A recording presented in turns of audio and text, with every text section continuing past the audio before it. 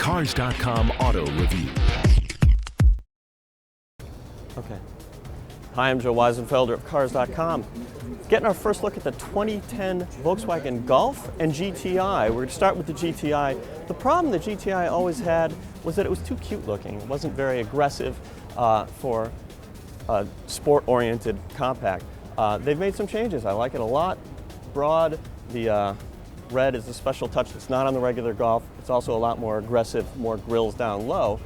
And the headlights are really interesting. They're doing neat three-dimensional stuff under clear plastic. They've got these little visors over the projector beam headlights. Again, it gives another dimension where it used to just be, a piece of glass, and then they went to a piece of glass over, a simpler setup. Now it's three-dimensional. Now the 18-inch wheels haven't changed. They are still the Hufeisen type, which is German for horseshoe. I also know how to ask for the library and where's the bathroom. Now there's some changes around the back too. Taillights are interesting, also a little bit three-dimensional. You'll see the dual exhausts, a different look, but the engine is basically the same as it was. Most of what we're seeing here is a styling change. And I also think it's interesting how the diffuser here is kind of separate. This gap here is intentional. An interesting look. It's not the only place I've seen it though. To be fair, I saw it on a Pontiac G8. There's some styling changes on the inside too. You'll notice the flat bottom steering wheel. This was in the 2009, but the style is still a little bit different. And it has the red accent stitching. That's also on the shift boot here. Overall, the materials are really good. I mean, this is what Volkswagen has done well for virtually forever. They always use either real metal or just really, really convincing stuff instead of that plastic trying to look like metal.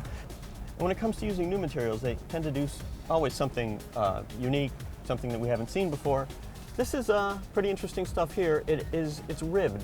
There's an interesting feel to it. It's kind of like the piano black we've seen with a little bit of aluminum trim, but again, they tend to do things right. Now it's a similar story with the 2010 Golf, which used to be called the Golf, and then it was called the Rabbit. Now it's called the Golf again. It's the more modest version that the GTI is based on.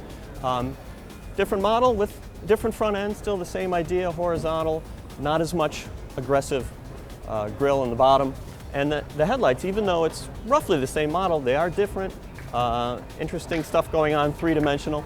And you got the little VW right in the middle of the headlight. We showed you a four-door of the GTI. This is a two-door hatchback of the Golf. Pyramid is optional equipment. Now it's a similar story here. Redesigned, new dashboard, next generation of navigation system. The steering wheel is a different one, not the same flat on the bottom, not as sporty. But generally speaking, it's about the materials in this thing. People are typically willing to pay a little bit more for a Volkswagen than they would other things in the class, and that's part of the reason. We were just in the 2010 Mazda 3, and they've gone from a really nice ebony, lacquered black look to the fake, plastic looking like metal thing. And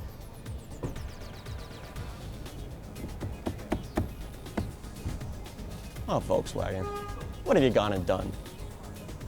For more car-related news, go to Cars.com or our blog, kickingtires.net.